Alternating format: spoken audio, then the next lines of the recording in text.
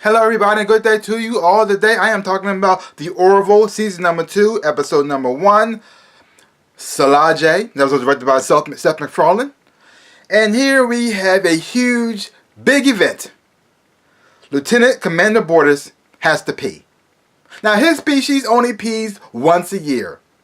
That sounds terrible. But this is what they do. When they do finally pee, it's a big event. It's a huge event. They invite all their friends, their family, people who are close to them to share in this sacred position when they pee. Because when they pee, they're not just peeing, they're releasing all the negativity, all the crap they've been through. And when they finally finish peeing, they are a new person ready for a new day. It's pretty much like the whole all last year that you've been through and any crap you've been through, and then when the new year comes, you are renewed. Because I know how it feels. When you're holding a pee for a pretty long time, and when you finally pee, it feels fantastic. It feels so good. So imagine holding a pee in for a whole year, and now you're finally gonna go. So now everybody's getting prepared for the situation. But before that happens, you have Captain Mercer, who's going to the bar a lot, trying to drink away his problems. Not really having a good success because he's in love with Captain Grayson, who is like his right-hand man, and so he thinks he might still have a shot. You can tell they both love each other, and so he pretty much tells her how he feels, and she wants her to go with him to this big event because it's tradition that when you go to these peace ceremonies, you have to go with a couple because it brings bad luck, and they don't want to do that. So you got Captain Mercer pretty much confessing, telling Grayson that he has feelings for her, but she said, sorry, no, we can't date, and also, I'm dating somebody already. Like, say what? And so you got Captain Mercer freaking out about this whole situation, trying to figure out, who are you dating? When have you been dating? You with me the whole time. When did this happen? And you try to see him trying to find out what's going on with that situation. Then you have what's going on. Then we also get introduced to a new person to the crew, Lieutenant Janelle Taylor, who's played by Michelle McManus, and she's new to the group. Beautiful woman, and then when I saw her, I said, oh, she might be the possible new love interest for the captain. But they kind of switched it on me because then they had Lieutenant Malloy have a huge crush on her. I said, oh, they're going that direction. Because I said, if they're doing that, they might possibly have Lieutenant Mercer go with Lieutenant Catan. Because they do have some chemistry between them, and I think she does have a crush on him. So I thought they might go in that direction instead. Switch things up, maybe, but no. I was right the first time. But you got Lieutenant Taylor, who doesn't really, Lieutenant Malloy, who doesn't have the courage to actually talk to her, so he goes to Lieutenant Lamar to get advice, because he's good with the ladies, he's very charming, and so he said, help me get a girl. And so you see him pretty much training him to get the courage and the confidence to pretty much talk to Lieutenant Taylor. So you got that situation going on. So you got the whole love triangle thing going on with Captain Mercer and Captain Grayson and the new boyfriend Cassius, who's played by Chris Johnson, and he's the teacher. He's the teacher on the ship. All the kids go. People who have children, that's where their kids go, so they can learn.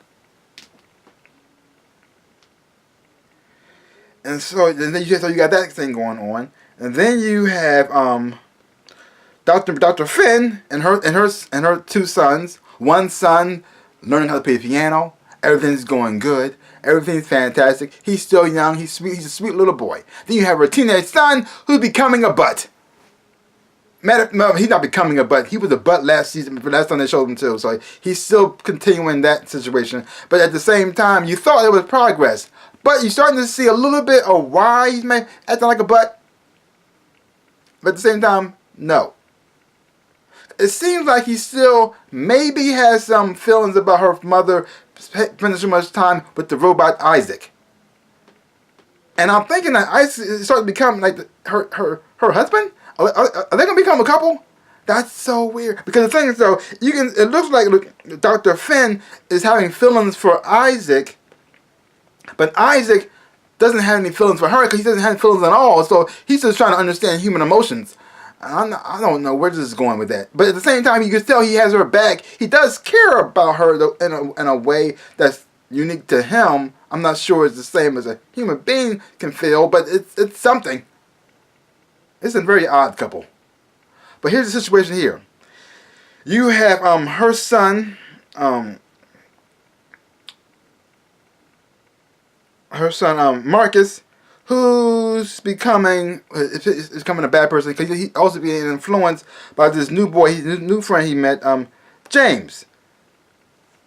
And James is spoiled. His parents think he doesn't do no wrong, think he does everything right, and so they just take his word by everything. They think he's doing well in school, he does everything correctly, and so when he gets in, when people find out that somebody hacked the system, he blames it on Marcus, and then you got Marcus' mom saying, no, it wasn't my son, it was your son that did it. My son told me. Which starts a whole discussion there, which also makes them go to a meeting and discuss it at the teacher himself to find out exactly who's lying and who's telling the truth.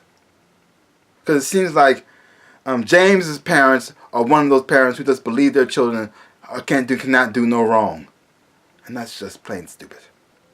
Everybody knows children lie. Everybody lies. So if you're telling your children never lied to you, you're delusional. And then you have Lieutenant Catan. She goes out on a blind date. She doesn't want to do this, but she does. She gets talked into it because she meets her blind date, and she's not really attracted to him at all. And so but because it's unconvincing, she says, "Fine, okay, you know what? I'm being petty. I'm being superficial. I should look beyond how you look and see how you are." And so then she goes on a date, which turned out to be a disaster, but she still does it anyway. And the whole thing about the whole show is, I really do like this, I thought it was pretty funny, was the build up about the whole peace situation. Because everybody's getting prepared for this. Everybody's going through certain things to see this whole peace ceremony. But the thing is, though, it's a spoiler right here. They don't show it. They don't show it. Now, the weird part is they built it up so much that it made you kind of want to see it, just to see what would happen. Like, what is he going? Does he pee like a regular person? Like, he does pee? Does the rainbow come out? Does it sparkle? Is it fireworks? Does he turn into a dragon? I don't know. Does something happen? But they don't show it. So you're just, and at the same time you think to yourself, I don't think I should see this. But at the same time, I kind of do. I don't know. I mean, having somebody not pee for a whole year, and then they finally going to pee, and then the whole big ceremony, they do some kind of flashy something. I don't know. But still, it was still done well because it made you want to see it, which is so weird to say it. So weird. So weird. But the show's back on the air. I'm enjoying it so far. Watching all these characters come back in these crazy situations. I mean, this whole, and then watching all the different thing with their how their lives are on the ship. I mean, with the whole love triangle situation going on with Captain Mercer, because Captain Mercer and Captain Grayson do have feelings for one another. The only difference is Mercer is the only one who's willing to say it, and she's fighting it. But now there's a new woman on the ship, and it looks like she has interest in Captain Mercer. And I can see it already. I can see this going down already. As soon as Grayson sees Mercer and Lieutenant Taylor talking and getting along with one another, oh, she's going to get pissed. Oh, she's going to be jealous. Oh yeah, she can sleep around with other people. She got a new boyfriend now. But as soon as she sees it with him, oh, she's going to go crazy. Oh, I can see it already. Oh, this is going to be crazy. Oh. Like, I don't want you, but I don't want the most, but to want you either. Like, what kind of mess is this? I mean, I hope it doesn't go in that direction. I hope it doesn't, but I can see that happening. Oh. And the same things he was doing, that she thought was uncontrollable, him spying on her, she probably even worse. And the interesting part is, he actually did get to talk to him and actually liked him and said, fine, I can't be with her, you treat her well. And because of that situation, it opened up a door for him. Let's see where this goes. Because is Lieutenant Taylor going to be a part of the crew now? Is she going to be a permanent part of the crew? Or is she just temporary? We will see. We will see. But overall, great episode. Happy to see the show is back on the air.